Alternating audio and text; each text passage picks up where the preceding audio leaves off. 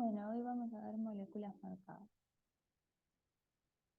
Para esta clase, los objetivos son que ustedes al final de la clase puedan definir qué es una molécula marcada, que puedan diferenciar los distintos métodos de marcación y puedan distinguir los diferentes métodos.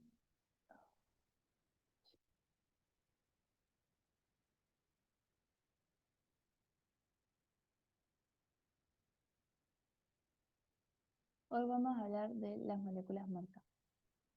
Para esto, al final de la clase van a poder definir qué es una molécula marcada, distinguir y comparar los diferentes tipos de marcación, diferenciar los distintos métodos y en base a ello describir cómo sería el método de marcación ideal y qué características debería tener.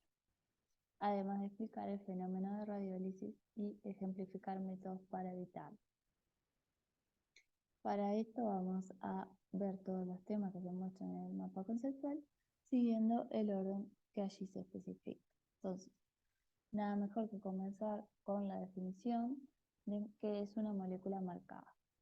Una molécula es una molécula que contiene uno o más átomos que la diferencian de la original, lo cual le permite que la molécula pueda ser detectada. La naturaleza de la marca puede ser radiactiva, fluorescente, luminiscente o enzimática. Pero en la clase de hoy nos vamos a centrar en las marcas radioactivas. Entonces, cada vez que yo mencione una molécula marcada, me estoy refiriendo a una molécula marcada de forma radioactiva. ¿Cómo nombro a las moléculas marcadas? Algo muy importante y es necesario explicarlo antes de seguir con la clase, ya que durante la clase vamos a estar nombrando diferentes moléculas marcadas. Pueden encontrar todas las reglas que se deberían seguir en el siguiente paper que les dejo en la diapositiva, pero lo más importante es que tengan en cuenta que siempre hay que aclarar cuál es el radionucleido que está presente en la molécula marcada y este va siempre delante del nombre de la molécula marcada, el nombre de la molécula, el nombre químico me refiero. Entonces el radionucleido siempre va a ir delante del nombre, nunca en el medio o detrás. Y siempre va a estar dentro de paréntesis rectos.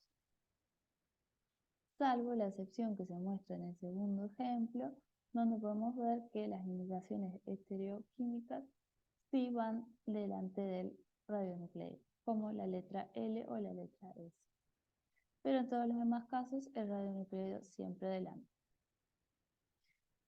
Para seguir, es importante aclarar qué es la marcación. La marcación es el proceso de incorporación de radionucleido a la molécula que interesa marcar. Ese proceso es el llamado proceso de marcación. Entonces, un ejemplo de marcación sería, por ejemplo, la molécula que vemos allí, la hidrobensilguanadina. Cuando incorporamos el radionucleido iodo 123, tenemos una molécula marcada, la 123 iodo MBIG, que es la sigla del nombre de la molécula hidrobensilguanadina. Entonces, ¿qué tipos de marcación podemos encontrar ahora que ya sabemos qué es una marcación? Bueno, podemos encontrar diferentes tipos. Si seguimos esta clasificación, podemos agruparlos en dos grupos: las marcaciones isotópicas y las no isotópicas. La marcación isotópica es una reacción de intercambio de uno o más átomos de una molécula por un isótopo del mismo. Entonces, como vemos en el ejemplo, el átomo de iodo es sustituido, intercambiado, por otro isótopo del mismo, el iodo 123. Y entonces esta es una marcación isotópica. Mientras que en la marcación no isotópica, el intercambio es frente a un átomo de un elemento por un isótopo radioactivo de otro elemento. Entonces tenemos allí el ejemplo donde dos hidrógenos son intercambiados por dos isótopos radioactivos de otro elemento, del elemento iodo. Entonces dos hidrógenos son intercambiados por iodo 131. Este sería un ejemplo de marcación no isotópica. ¿Qué pasa? La marcación isotópica es la que vamos a preferir y la que vamos a seleccionar siempre que podamos realizarla, ya que en ella obtenemos moléculas con idénticas propiedades físico-químicas y biológicas que la interés, ya que no estoy cambiando nada en la estructura química de la molécula. Pero en algunos casos no podemos realizar la misma y en esos casos realizamos la marcación no isotópica. Ahora vamos a pasar a ver los distintos métodos de marcación que podemos encontrar. Si a los métodos de marcación los clasifico según el modo de incorporación del radionucleo, voy a encontrar una marcación directa o una marcación indirecta. En la marcación directa, en una sola etapa, incorporo el radionucleo a la molécula, y en la indirecta debo realizar varios pasos para lograr esta incorporación. Como decíamos, en las isotópicas y no isotópicas siempre voy a preferir a las isotópicas. En este caso siempre voy a preferir a las directas, siempre que pueda realizarlas, ya que al tener un solo paso tengo mayor rendimiento. Otra forma de clasificar los métodos de marcación sería según el radionucleo de incorporar, donde ahí puedo agruparlos en tres grandes grupos: las marcaciones con radiometales, las marcaciones con radiohalógenos y las marcaciones con isótopos de carbono. Las marcaciones con radiometales siempre van a implicar una formación de un compuesto de coordinación. Entonces es necesario refrescar algunos términos de la química de coordinación. Para empezar, ¿qué es un compuesto de coordinación? Bueno, un compuesto de coordinación está formado por un átomo central, que generalmente es un metal, unido a otros átomos o grupos de átomos, lo cual los denominamos ligandos. Allí les muestro un ejemplo de un compuesto de coordinación, el tricarbonilo. Tecnecio 99 metastable tricarbonilo, ¿no? Entonces, allí el átomo central es el tecnecio 99 metastable y los ligandos que presenta son el agua y los monómeros. Entonces, el conjunto de ligandos alrededor del átomo central es lo que también denominamos esfera de coordinación, todo el conjunto de ellos, que en este caso están indicados con rosado. Otro término importante a recordar es el índice de coordinación o número de coordinación, que es el número de átomos que están directamente unidos al átomo central, que en este caso sería 6. Algo importante también es recordar que tenemos átomos donores, los cuales pueden ser ligandos o no ser el ligando. Entonces, en este ejemplo podemos ver bien la diferencia, donde o sea, el átomo donor es el que está directamente unido al metal, en este caso los carbonos, y el ligando sería el carbono. En las marcaciones con radiometales tenemos varias estrategias para poder realizar la incorporación del radiometal a la molécula.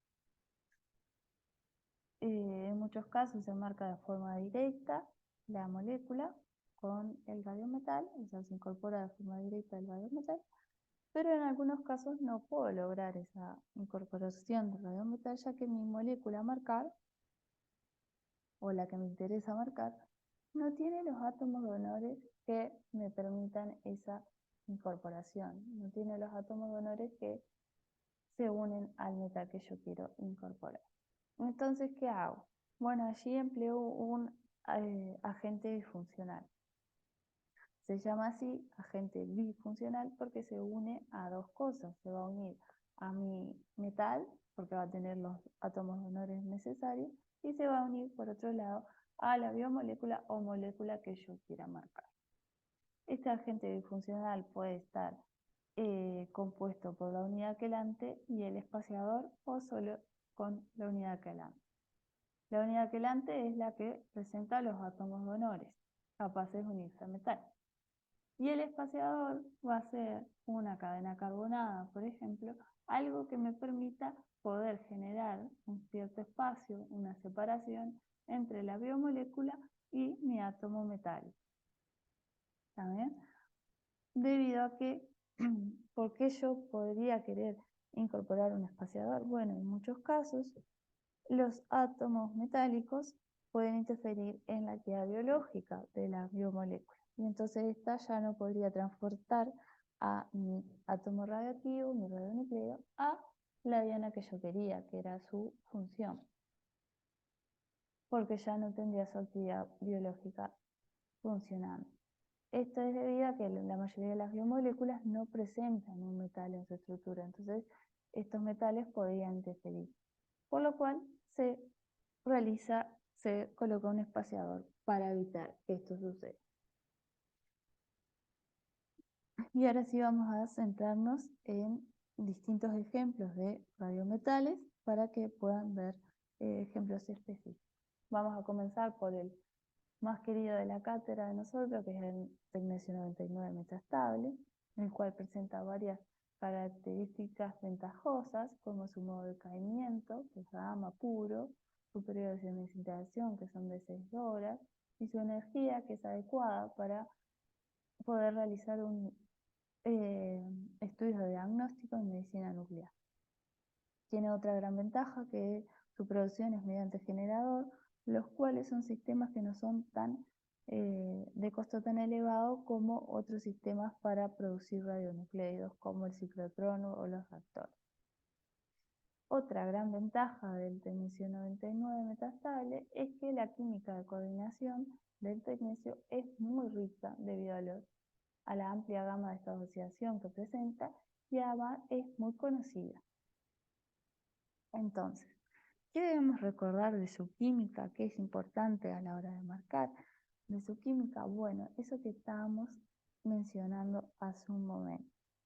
El tecnecio, como sabemos, presenta una amplia gama de estabilización. Va de -1 a -7.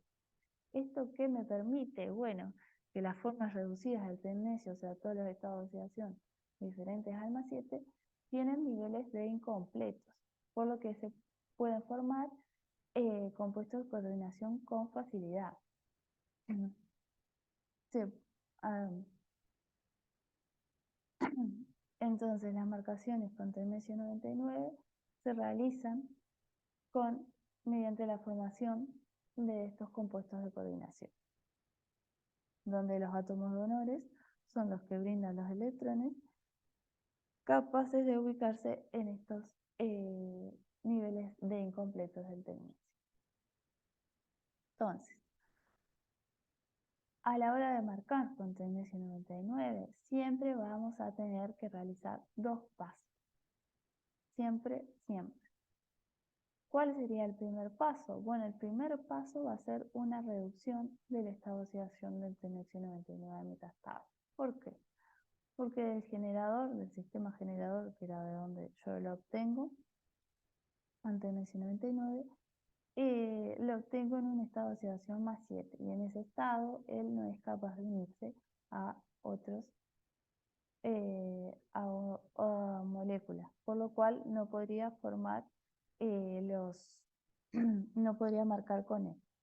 Entonces siempre voy a tener que tener un primer paso en toda marcación con tecnecio 99 de reducción de su estado de oxidación.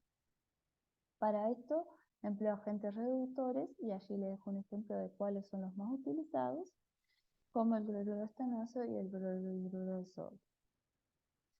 Y bueno, así, después de poder reducir el tecnecio, el segundo paso sería la formación del compuesto de coordinación con el ligando a marcar.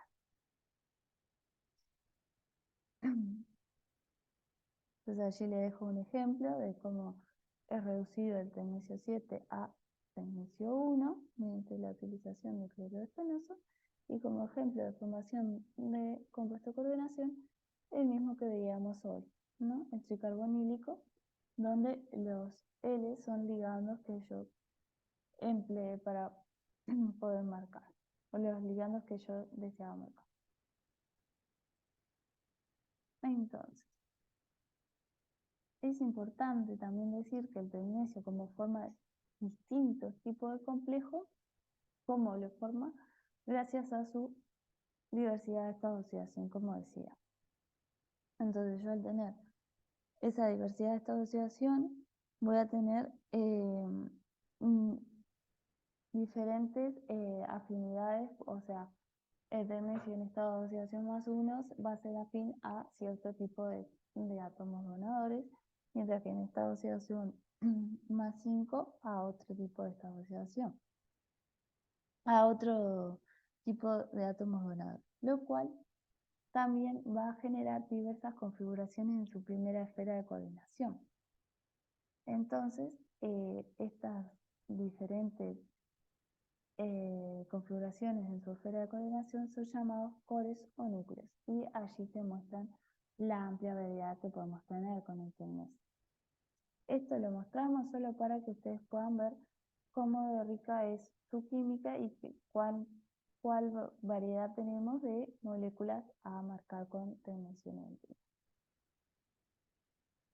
Eso es lo importante de esta diapositiva, vamos a decir. Ejemplos de moléculas marcadas con tecnecio 99, bueno, podemos tener muchos ejemplos. Aquí les dejo una de cada tipo. O sea, en la primera tenemos una molécula marcada de forma directa donde no se empleó un agente disfuncional. ¿tá? Esta es la molécula DSD. Entonces tengo el 99 metastable tecnecio SD, un radiofármaco que se utiliza en estudio de perfusión de cerebro. En esta molécula, los átomos donadores son los que allí se ven con rosado, los nitrógenos y los azufres, y el ligando sería esa molécula que le mostramos allí, el LSD. Mientras que abajo tenemos un ejemplo de molécula marcada siguiendo la estrategia de marcación que utiliza el agente disfuncional. Aquí tenemos el radiofármaco tecnecio 99 metastable PSMA, ¿tá? Donde encerrado con verde podemos ver dónde está la biomolécula y luego tenemos el agente disfuncional, donde tenemos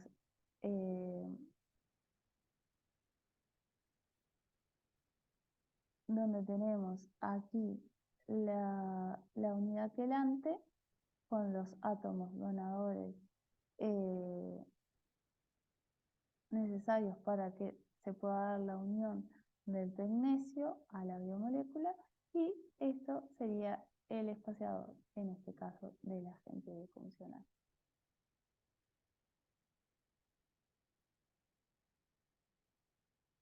En la marcación con tecnecio 99, como siempre, que ya dijimos, tenemos una reducción del estado de oxidación como primer paso. Y como segundo paso tenemos la formación del compuesto de coordinación con el ligando a marcar. Pero esta formación puede ser una formación que se dé de forma directa o una formación que se dé de forma indirecta. ¿tá? Entonces, en la marcación directa, yo lo que hago es incorporar el ligando a marcar y el tecnecio, y la unión se da en un solo paso, logrando así una marcación directa.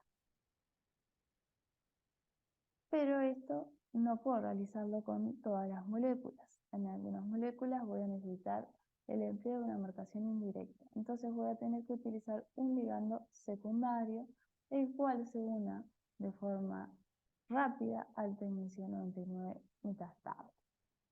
Y se forma un complejo intermediario al cual yo, una vez que lo pongo en contacto con el ligando que yo deseo marcar, esperando un tiempo, sí obtengo mi complejo de interés, donde el tecnecio se une al ligando de interés, ya que prefiere de forma termodinámica este ligando. Este complejo es más estable que el complejo intermediario. Lo que pasa es que el complejo intermediario tiene una significancia más veloz, pero una termodinámica menor a la del complejo de interés. ¿Qué pasa? Cuando utilizo yo la marcación indirecta? Bueno, cuando yo no tengo una marcación rápida de la molécula que me interesa marcar. Entonces, utilizo un ligando con cinética de formación rápida y con menor estabilidad termodinámica, como pueden ser el hepta, el citrato o el glucoheptonato. ¿Qué hace esto? Mejora el rendimiento de la marcación de ligandos de cinética lenta, ya que evita la formación de impurezas causadas por reacciones competitivas, que ahora más adelante vamos a ver, y además permite seleccionar y controlar el estado de oxidación del complejo final. Un ejemplo de marcación indirecta sería la que vamos a realizar en el práctico, donde vamos a marcar el hepta con tensio 99 y luego de formar el complejo intermediario voy a lograr marcar el SD y así generar el radiofármaco 99 metastable tecnesio SD.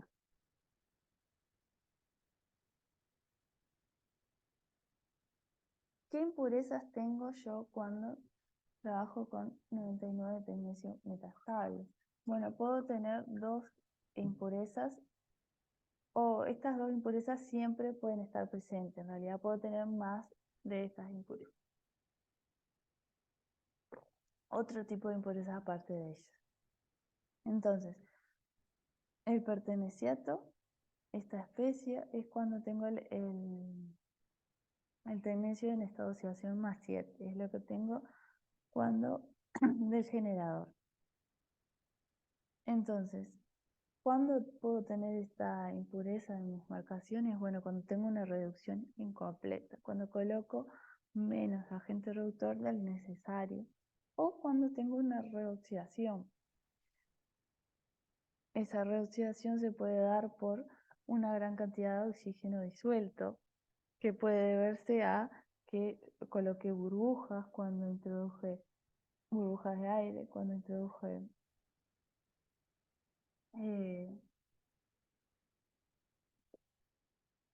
el tecnesio 99 metastable a la molécula marcada.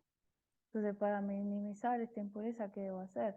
Bueno, optimizar la relación de ligando-reductor, de manera que tenga una cantidad de reductor capaz de reducir todo el tecnesio.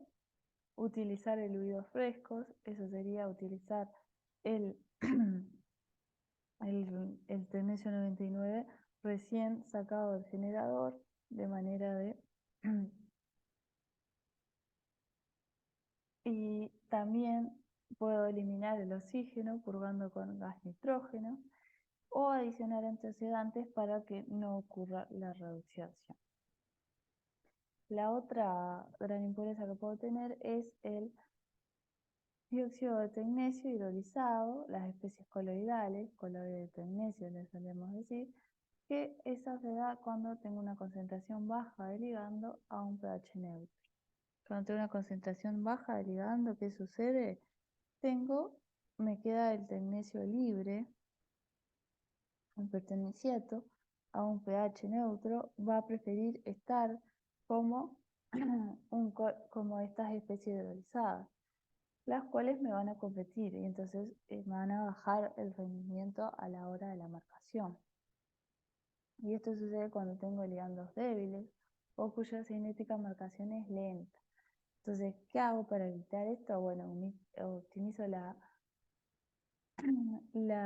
ajusto el pH, puedo trabajar a pH no neutro, y la otra gran opción es utilizar ligandos intermediarios como en la marcación indirecta, donde utilizo un ligando intermediario que tenga una cinética rápida, que me atrape el tecnesio y que no permita que éste quede libre, de forma de así evitar que pase a ser coloide de tecnesio.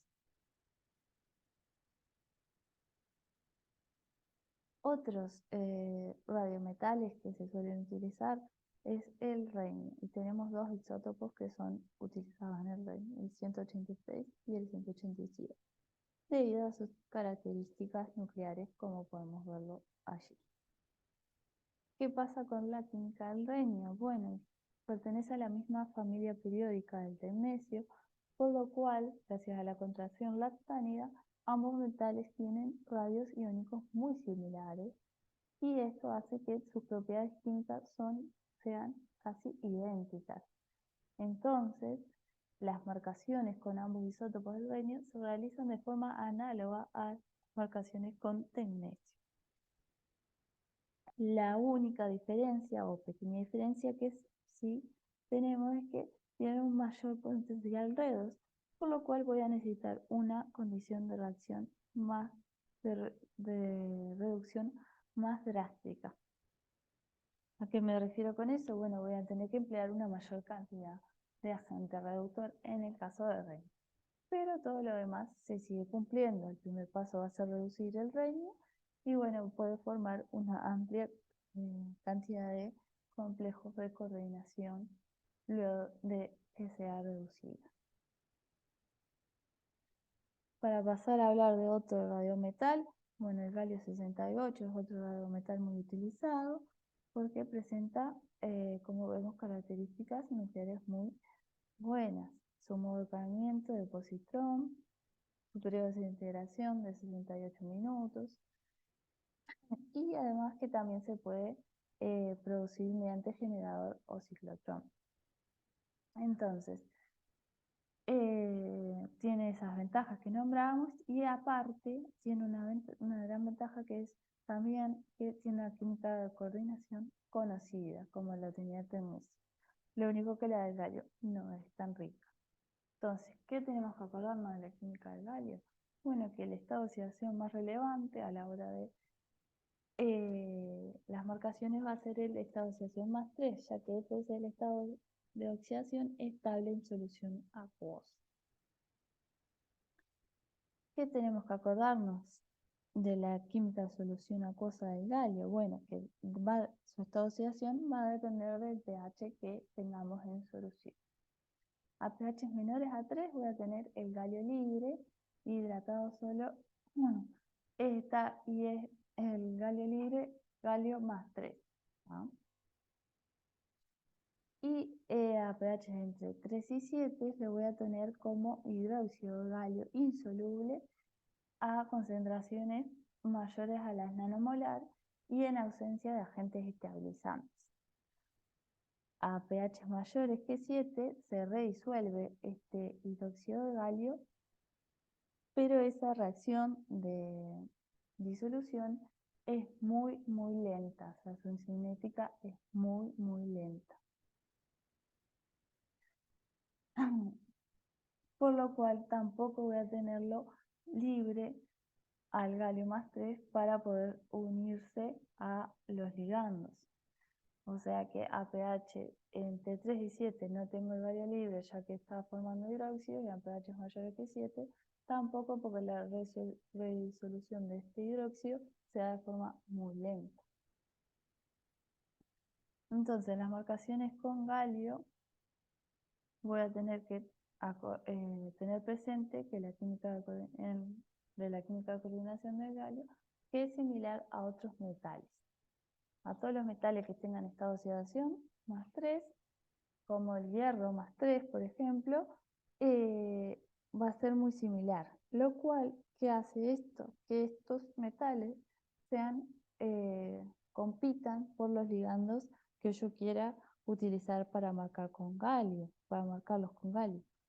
Entonces, a la hora de las marcaciones con galio, no puedo emplear ni usar metales y tampoco vidrio, ya que el vidrio presenta trazas de metales. Voy a tener que usar siempre plasma. ¿Y el pH?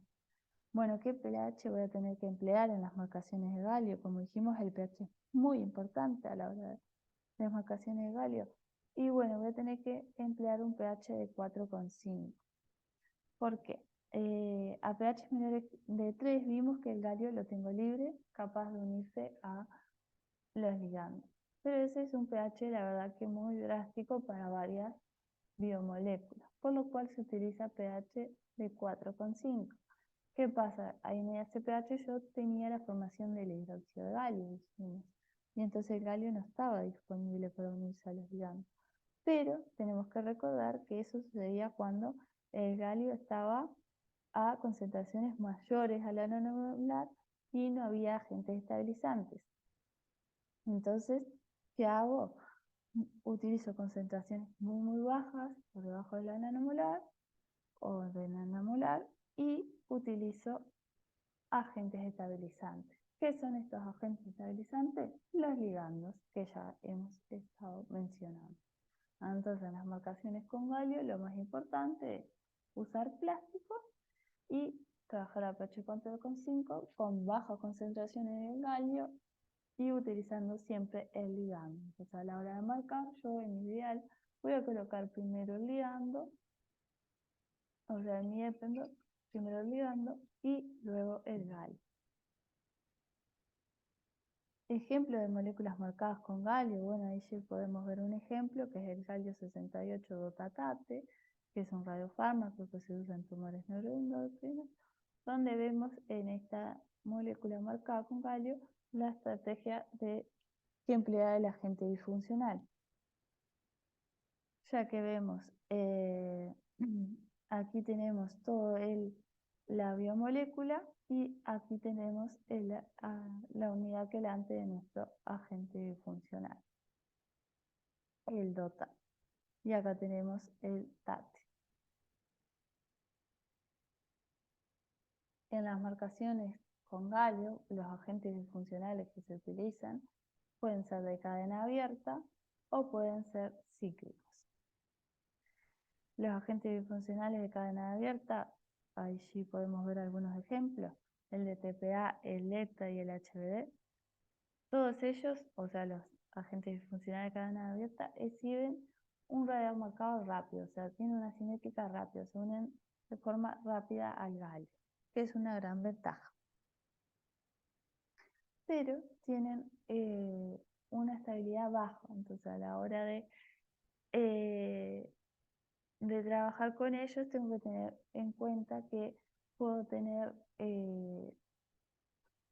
una baja estabilidad, o sea que el galio puede separarse de estos agentes disfuncionales luego de un tiempo o frente a sistemas como con sistemas biológicos, frente a sistemas biológicos le puede dar la descomplejación del metal.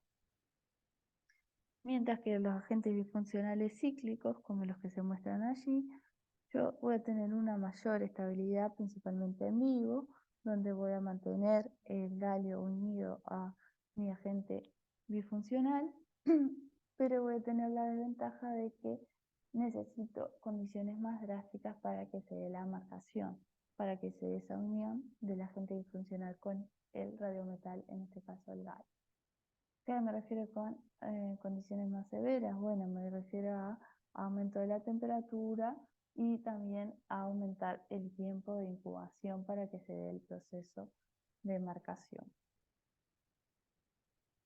¿Qué tipos de marcación puedo tener con galio 68? Bueno, puedo tener, si miro el modo de incorporación del galio, puedo tener una marcación directa o una marcación indirecta. Y además, si miro el método de preparación de moléculas marcadas con galio, puedo tener una marcación manual o una marcación automatizada. Ahora vamos a pasar a ver cada una de ellas.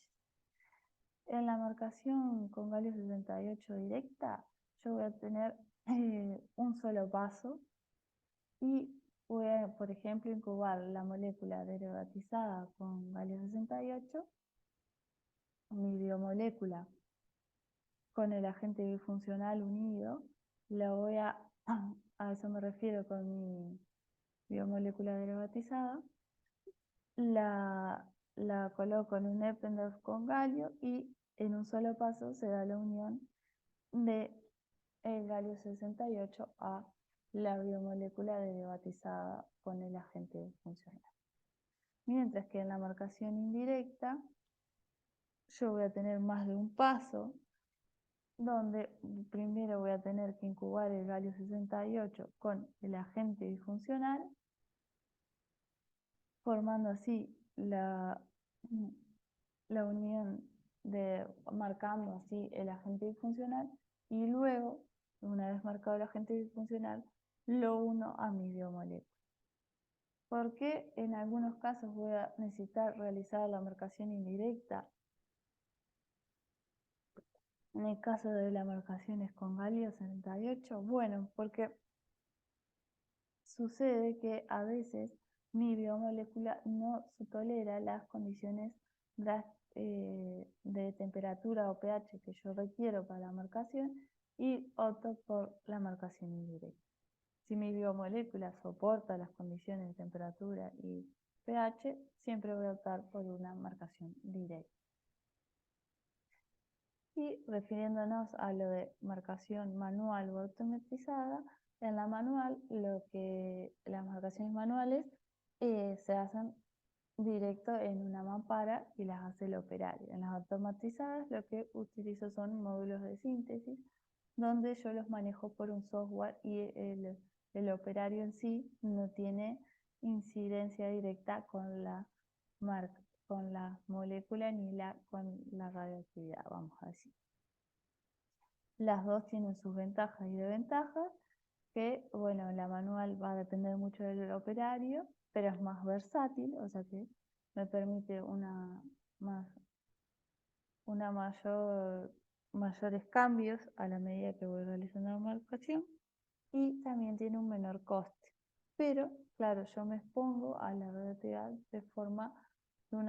mayor forma a la automatizada, donde puedo alejarme de la reacción en sí y así no exponerme tanto a la radioactividad. Pero la automatizada tiene las dos ventajas de que tengo una menor exposición y además tengo mayor independencia del operario. Pero claro, me reduce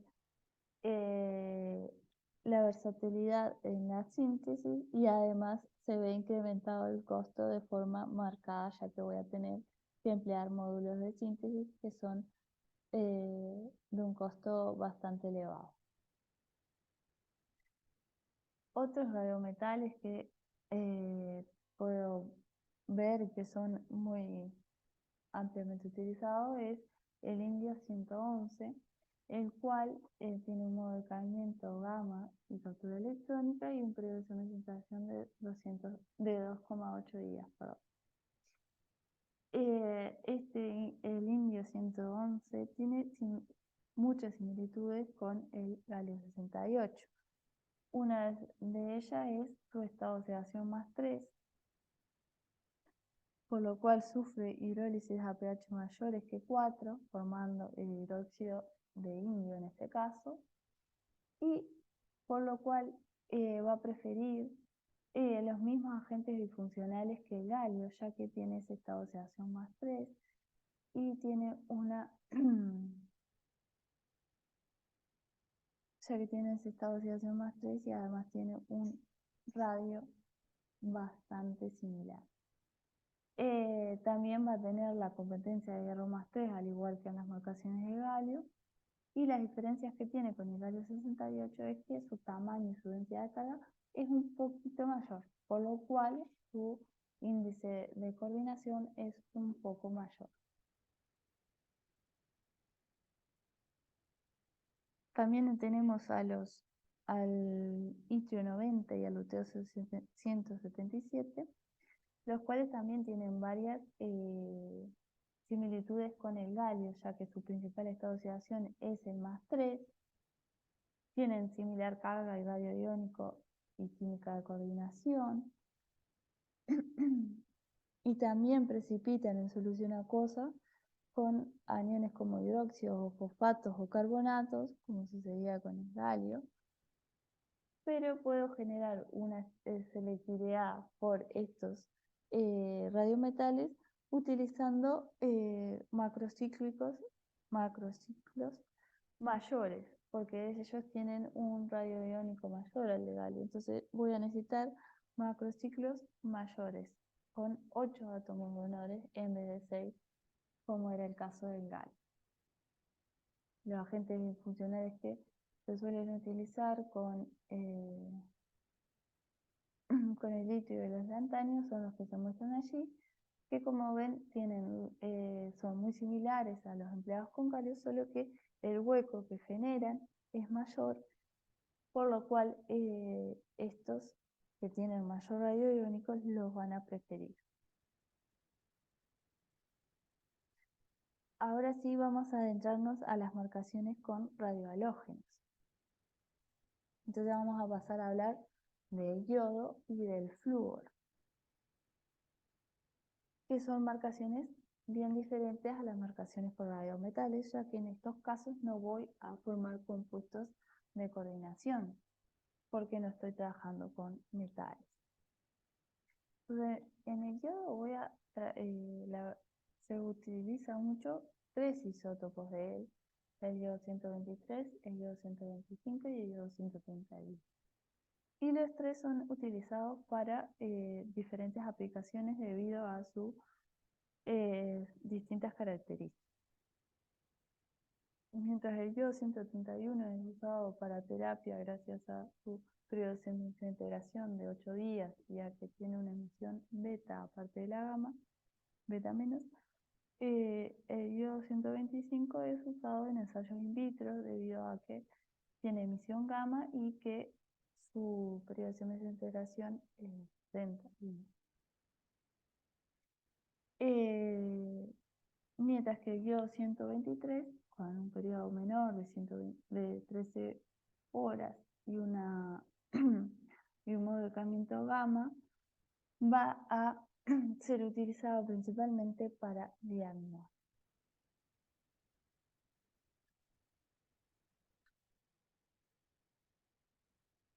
Los métodos de marcación con yodo que podemos ver, tenemos marcaciones isotópicas en el caso de yodo, lo cual no sucedía con los radiometales, y tenemos marcaciones directas e indirectas.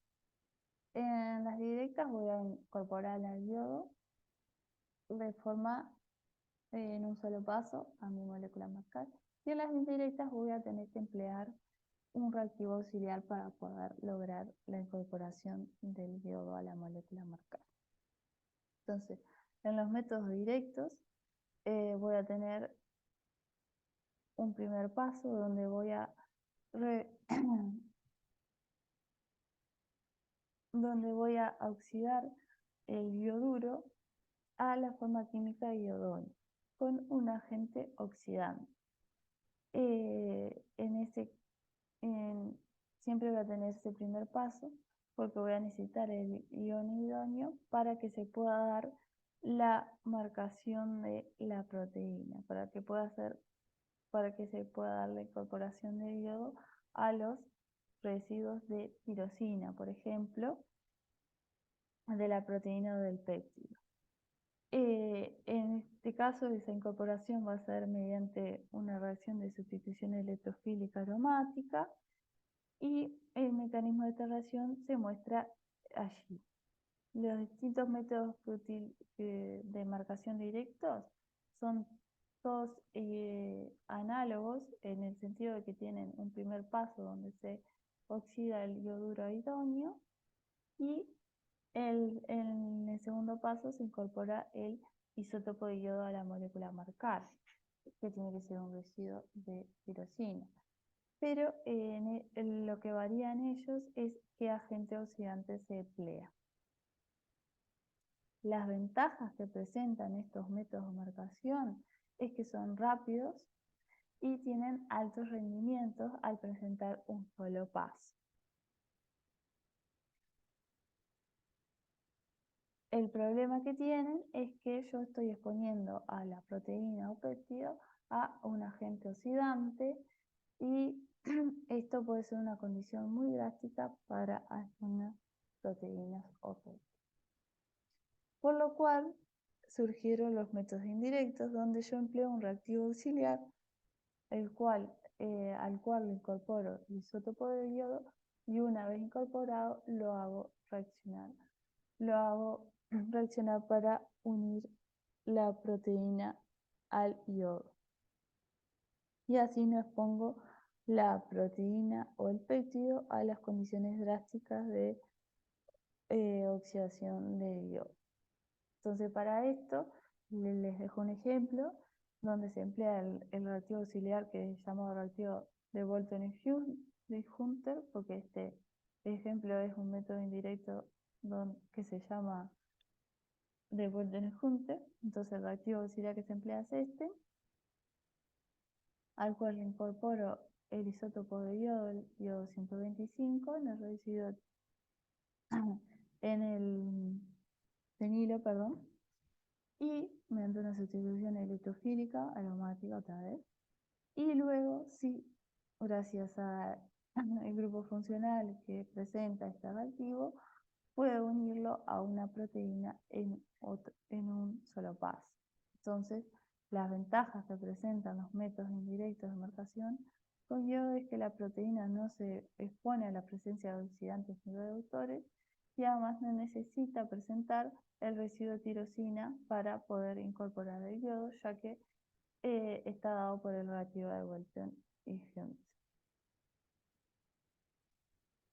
Otro radiohalógeno que se suele utilizar es el flúor, y en este caso tenemos un isótopo, el flúor 18, es el que se emplea, y tiene las características nucleares que podemos ver allí, que son muy buenas: el modo de calentamiento de positrón y su periodo de semiceleración de 110 minutos, hacen que sea muy utilizado en diagnóstico en medicina PET o medicina nuclear PET, digamos. Tiene ciertas ventajas y desventajas como todos los radionucleidos, que son de destacar que una de sus ventajas es que es el elemento más electronegativo, entonces puede reaccionar con diversos compuestos orgánicos e inorgánicos, gracias a esta electronegatividad. Y la síntesis de trazadores con este radionucleido suele tener buenos rendimientos si lo comparo con otros radionucleidos. La ventaja que tiene es que las estrategias de marcación con el flúor son más limitadas a las que anteriormente pudimos ver, y además que puede provocar grandes cambios en la molécula si lo comparo con el carbono, por ejemplo, donde puedo realizar marcaciones isotópicas, o lo comparo con el flúor, donde puedo realizar marcaciones isotópicas. Las marcaciones con flúor 18, bueno, las marcaciones con él, puedo tener dos precursores radioactivos, o sea, del ciclotrón lo puedo tener como dos especies químicas, lo puedo tener como fluoruro o como flúor gas del ciclotrón. Entonces, dependiendo en qué forma lo tenga, es qué tipo de estrategia de marcación voy a utilizar. Si yo lo tengo como fluoruro, voy a utilizar una sustitución nucleofílica. Y si lo tengo como flúor o flúor molecular, voy a realizar una sustitución electrofílica. En ambas puedo tener marcaciones directas y marcaciones indirectas, o otro tipo de marcación. Nosotros vamos a ver en el día de hoy solo la fluorescencia nucleofílica, porque es la más ampliamente utilizada, ya que con ella se puede tener un mayor rendimiento, pero, y además por una cuestión de tiempo, pero es importante tener claro que también está el otro caso de la fluorescencia electrofílica.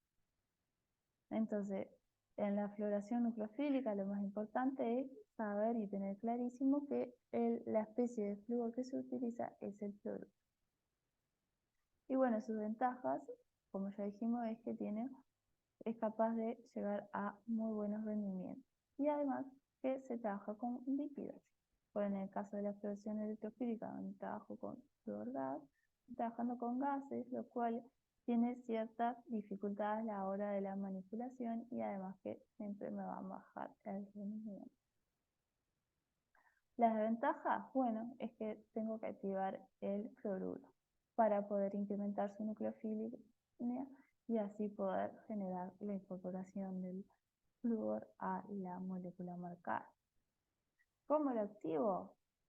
¿Cómo lo hago un buen nucleófilo al flúor? Bueno, con una serie de pasos. El primero va a ser separar el agua del fluoruro utilizando una resina de intercambio aniónico. ¿Por qué digo separar el agua? Bueno, porque yo al flúor como vieron, para obtenerlo como fluoruro 18, voy a irradiar a las moléculas de agua. Entonces siempre lo voy a obtener con agua. Entonces, ¿cómo me saco el agua, que es mejor nucleófilo que el flúor? Bueno, la separo con una resina de intercambio aniónico. ¿Qué es una resina de intercambio aniónico? Es como una columnita pequeña, como un cartucho, a la cual le hago pasar esta agua que viene del ciclotrón con flúor 18. Entonces el agua, como es neutra, pasa de largo, pero el fluoruro, tiene carga negativa, es atrapado por los cationes de mi cartucho. Entonces, una vez que ya me deshice el agua porque pasó de largo y la llevé a donde van los residuos, necesito sacar el fluoruro del cartucho para poder utilizarlo. ¿Cómo hago esto? Pasando una solución de carbonato de potasio por el cartucho, ya que el fluoruro va a tener gran afinidad por el potasio. Entonces se va a formar el fluoruro de potasio. Y así voy a tener una especie neutra que va a pasar por el cartucho. El segundo paso, que es favorecer aún más la capacidad de nucleofilia del fluoruro. ¿Cómo hago eso? Bueno, puedo utilizar un éter corona, que es llamado Cryptofis, porque es la marca más conocida de ese éter corona, que es el K222, o el tetrabutilamonio, o TBA, llamado TBA. ¿Qué pasa? Ese éter corona, el Cryptofis, tiene un tamaño tal que es muy afín al potasio. El hueco de su anillo de su bolsillo es ideal para el tamaño iónico del potasio. Entonces, como que atrae el potasio hacia él y hace que el fluoruro quede más libre, más disponible para su unión a otra molécula, a la molécula que decida marcar. Y el tercer paso para mejorar su nucleofilia es eliminar toda el agua que pueda quedar mediante una destilación azeotrópica. ¿Qué hago? Aumento la temperatura en mi reactor para poder eliminar el agua. Y allí se da una destilación azeotrópica. Bueno, la fluoración nucleofílica, que es la que vimos y es la que vamos a ver, como ejemplo de molécula marcada con flúor, les traje la FDG, que es más ni menos que la glucosa marcada. Es la glucosa, salvo que en una posición donde hubiera tenido un hidroxilo, tengo el fluoruro 18, el flúor 18, perdón. Entonces, como vimos, el primer paso va a ser activar el fluoruro, donde lo hago pasar por el cartucho, paso una solución de carbonato de potasio y también una solución con el éter corona, de manera de aumentar la nucleofilia del fluoruro. Una vez aumentada la nucleofilia del fluoruro, o sea, activado el fluoruro, lo hago reaccionar con la molécula, con el precursor o la molécula orgánica que yo deseo, en este caso, la glucosa acetilada en todos los grupos hidroxilo y en la posición a la cual yo deseo que se una el flúor, le coloqué un buen grupo saliente y de esta manera facilito aún más la incorporación del flúor, ya que le coloco un buen grupo saliente y así se da la sustitución de el flúor en la molécula y se da la marcación propiamente dicha. Luego tenemos un paso de hidrólisis para poder volver a los grupos hidroxilos que estaban como grupos acetilos para ser protegidos, no más. Pero lo importante aquí en el ejemplo es que tengo la activación del fluoruro y luego la marcación mediante una sustitución nucleofílica. Marcaciones con los isótopos de carbono. Bueno, en estas marcaciones son diferentes a las ya nombradas, las marcaciones con radiometales o las marcaciones con radiohalógeno, ya que acá lo que va va a seguir todas las reglas de la química orgánica porque estoy trabajando con carbono. Entonces, cuando estoy trabajando con carbono, los dos isótopos que más se utilizan en las marcaciones son carbono 11 y el carbono 14. El carbono 11, debido a sus características nucleares, como su modo de caimiento de positrones y su periodo de desintegración de 20 minutos, lo empleo en medicina nuclear de diagnóstico. Mientras que el carbono 14, con su modo de caimiento beta y su periodo de desintegración de 5.730 años, lo voy a emplear para datación o otro tipo de aplicaciones. Entonces, las ventajas que tiene el carbono 11, bueno, son muchas. Con él se puede realizar marcaciones isotópicas, se pueden marcar moléculas orgánicas en distintas posiciones, porque yo en una molécula orgánica tengo en varias posiciones carbono. Tiene una química muy conocida, porque es toda la química orgánica, que ya sabemos que está muy conocida, y tiene muchos precursores radioactivos, lo cual me permite poder marcar varios tipos de moléculas diferentes. Además, tengo la posibilidad de realizar estudios metabólicos,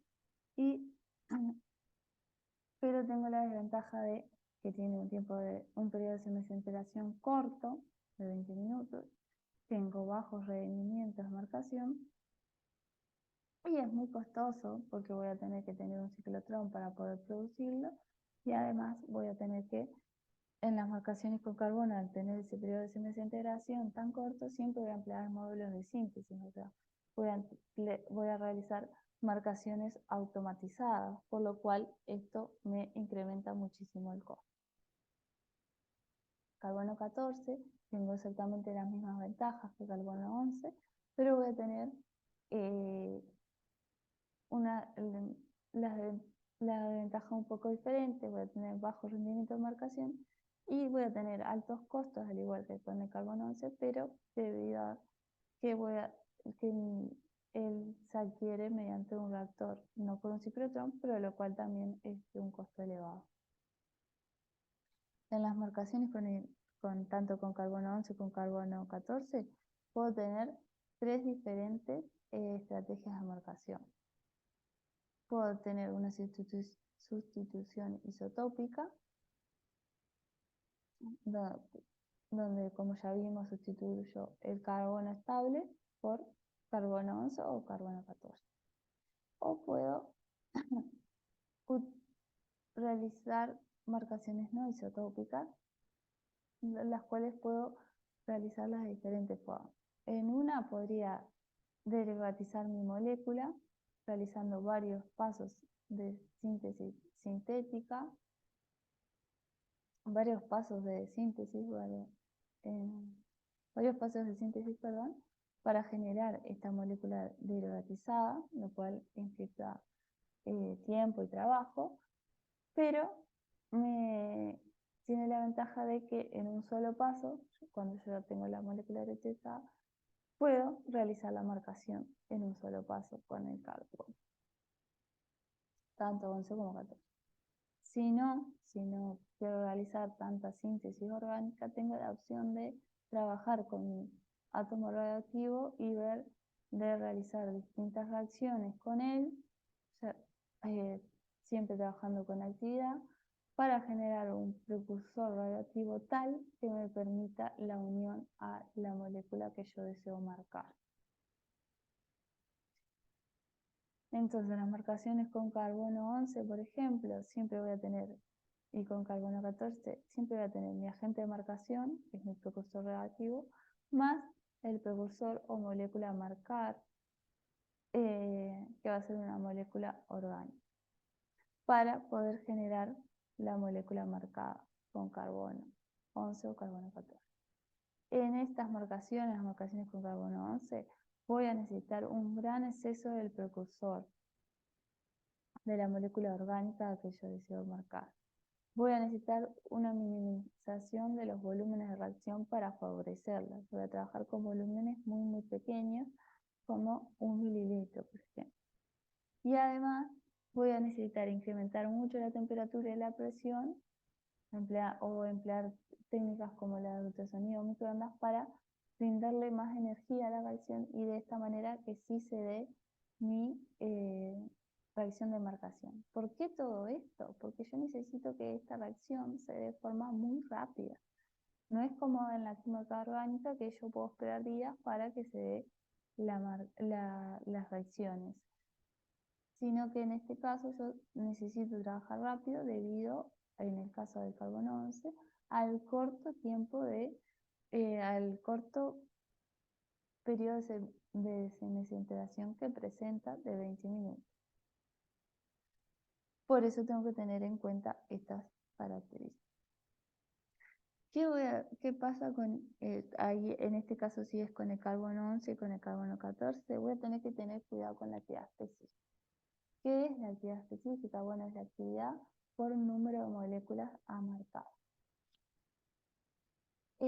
¿Por qué voy a tener que tener cuidado en las marcaciones con carbono? Bueno, porque yo siempre voy a estar frente al dióxido de carbono del ambiente. Y entonces esto me genera una dilución isotópica, me genera que mi rendimiento de marcación baje, ya que voy a tener moléculas de dióxido de carbono, o sea, moléculas con carbono 12, compitiéndome por su unión con mis moléculas a marcar, que no tienen átomos radioactivos, sino que tienen carbono 12.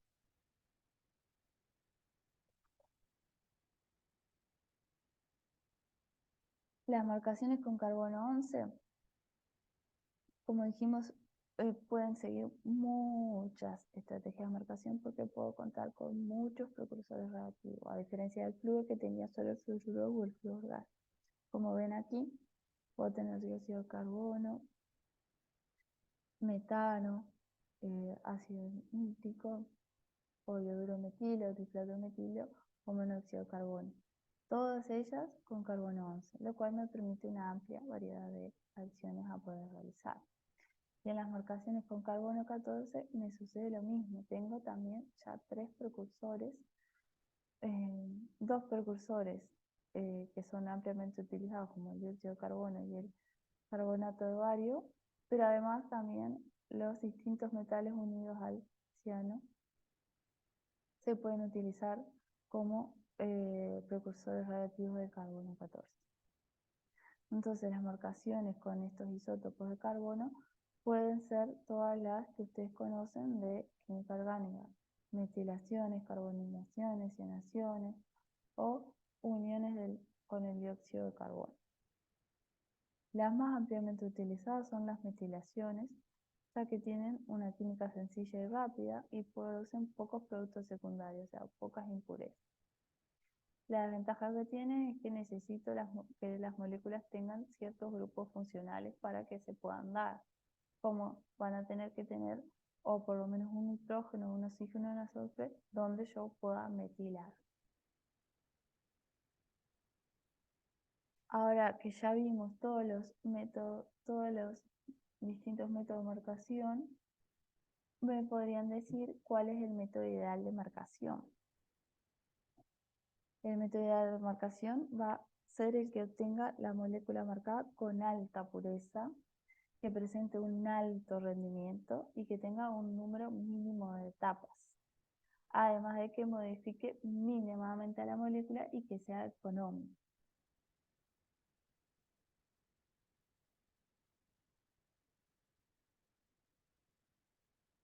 Por eso las 5 estrellas, ya que voy a tener 5 características importantes a la hora de describir el método ideal de marcación. Le voy a pedir una alta pureza, ya que no quiero las impurezas porque como no quiero impurezas en cualquier reacción química. Voy a necesitar un alto rendimiento para obtener más de mi molécula marcada y un mínimo de etapas van del mismo lado, porque así puedo realizar mi molécula marcada en un menor tiempo y con menos impurezas, y que me modifique mínimamente a la molécula es ideal para así mantener la actividad biológica de mi molécula. Y que sea económico, como todas las cosas en la vida, le pedimos mejor que sea económico. Otro tema importante son los controles de las moléculas marcadas. A las moléculas marcadas siempre las voy a controlar para poder saber si siguen mi método de marcación ideal o no, y si las tengo como yo quería o no. Entonces, lo primero que voy a controlar es el rendimiento radioquímico, la pureza química, radionucleica o radioquímica. Voy a también tener que determinar su actividad específica, su concentración de actividad y si va a ser utilizado en pacientes o en animales, voy a tener que controlar su esterilidad y su toxicidad. El rendimiento radioquímico, como se calcula, como el porcentaje de actividad del radionucleido incorporado a la molécula deseada, en la posición deseada respecto a la actividad del radionucleido inicial con la que se comenzó la reacción corregida por decaimiento. ¿A qué me refiero con corregida por decaimiento? Bueno, que yo llevo a la misma hora las dos actividades de manera de poder compararlas y así, mediante el cociente multiplicado por 100, obtengo el porcentaje que es el rendimiento radioquímico. RCI lo podemos encontrar en los papers porque son las siglas en inglés.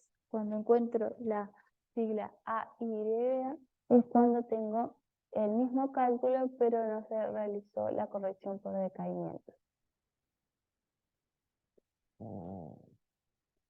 Los controles de la pureza, bueno, en el caso de las moléculas marcadas voy a tener que controlar la pureza química, la pureza radionucleica, la pureza radioisotópica y la radioquímica. La pureza química es la proporción de impurezas químicas no radioactivas presentes en la muestra, mientras que la pureza radionucleica es la proporción de la actividad total que está presente en la forma de radionucleido deseado. Y la pureza radioisotópica es la proporción de la actividad total que está presente en la forma del radioisótopo deseado. La pureza radioquímica es la proporción de la actividad total que está presente en la forma química establecida, en la que yo decía que estuviera.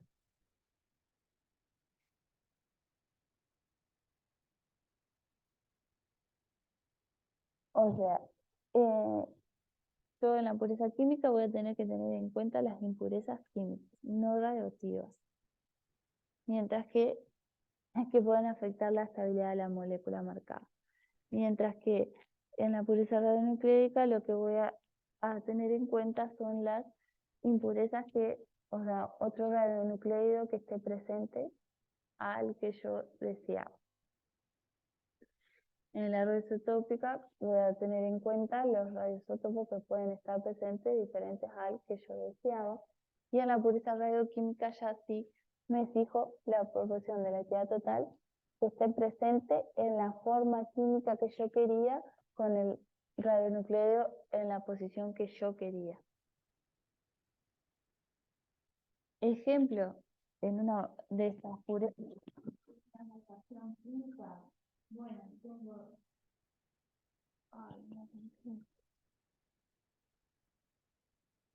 Bueno, tengo las impurezas químicas, podrían ser los excedentes reductores u oxidantes.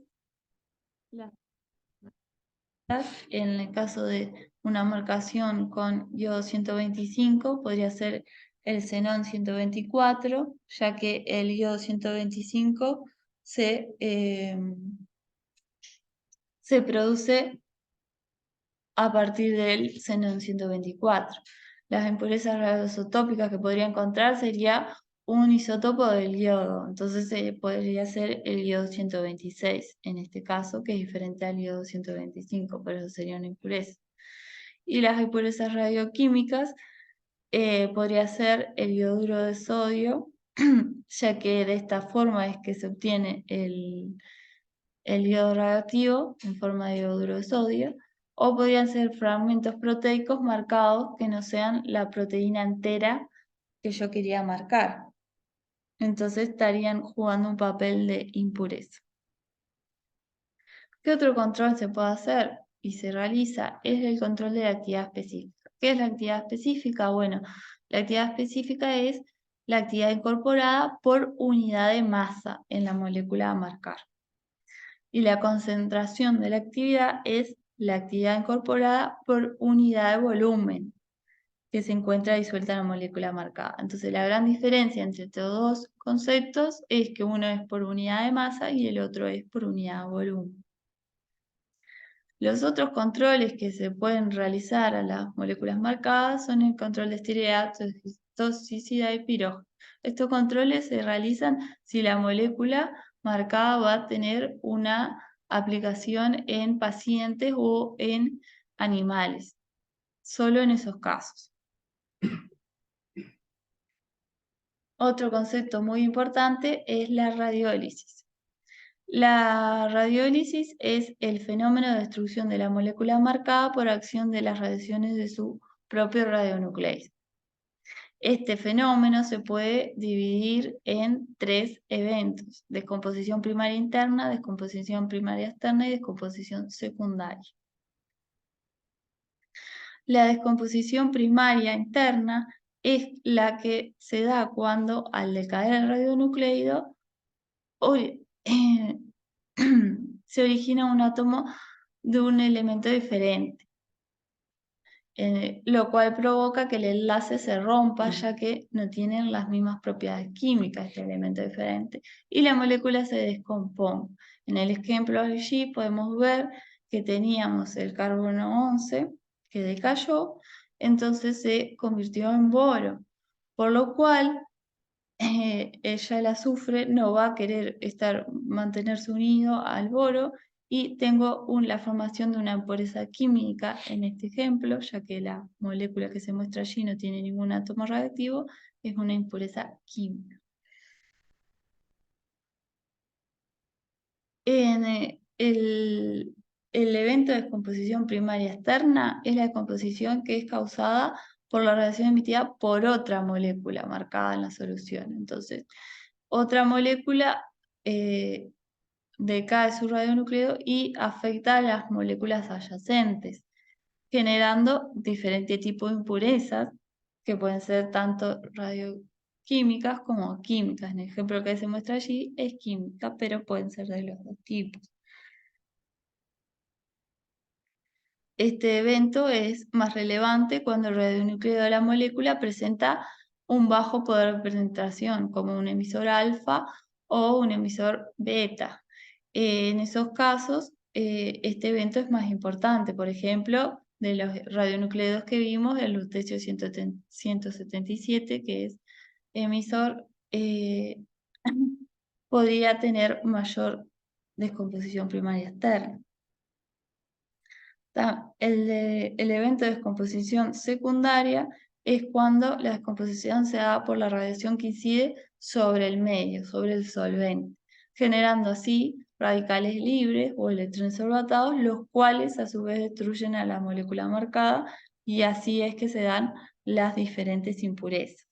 En el ejemplo que mostramos allí, el solvente es el agua, que en la mayoría de los casos se emplea agua como solvente. Entonces los radicales libres que se forman cuando irradia el agua son los que se muestran allí, y estos pueden afectar a una amplia variedad de moléculas, generando impurezas. ¿Qué métodos puedo emplear para evitar estos fenómenos de radiólisis? Bueno, hay muchos métodos. Uno, por ejemplo, es la dilución de la muestra, donde yo voy a controlar la descomposición primaria externa y la secundaria, ya que voy a lograr separar en mayor medida las distintas moléculas marcadas. Entonces, la radiación no va a llegar a las moléculas adyacentes y así no se van a poder dar estos dos eventos, perdón. Otro método para evitar el fenómeno de radiólisis es la liofilización, donde disminuyo la temperatura y elimino el solvente. Otros métodos para evitar el fenómeno sería solventes que generen menores radicales libres, como el benceno o el alcohol, emplearlos a ellos en vez de al agua. pero claro, en eso tengo que considerar para qué va a ser usada mi molécula marcada y tener en cuenta su uso para poder seleccionar otro tipo de solvente. Además, puedo emplear agentes secuestrantes como el alcohol encílico, el glicerol o el ácido ascórbico, que lo que hacen es atrapar a los radicales libres y no dejan que estos puedan destruir a la molécula. Todos estos, tanto la liofilización como los solventes que generan menos radicales libres o los agentes secuestrantes, lo que me están controlando es la descomposición secundaria. También puedo emplear como método para evitar fenómenos de radiólisis o usar carriers o portadores de una química similar a la molécula marcada. ¿Qué serían estos carriers? Bueno, puede ser la molécula fría, o sea, la misma molécula en su estructura química, pero con el átomo estable. En el caso de la FDG sería con en vez la glucosa. En ese caso, lo que estoy controlando es la composición primaria externa y la secundaria, ya que también estoy separando a las moléculas entre sí, entonces no dejo que la radiación emitida por una de ellas incida en las demás moléculas adyacentes. Entonces, para finalizar la clase, recordar que al final de esta clase lo que debo saber es definir qué es una molécula marcada, poder diferenciar los distintos métodos de marcación, formular el método de marcación ideal, o sea, con sus 5 características, y poder enumerar los controles que se realizan a las moléculas marcadas, así como explicar el fenómeno de radiólisis y ejemplificar métodos para evitarlo.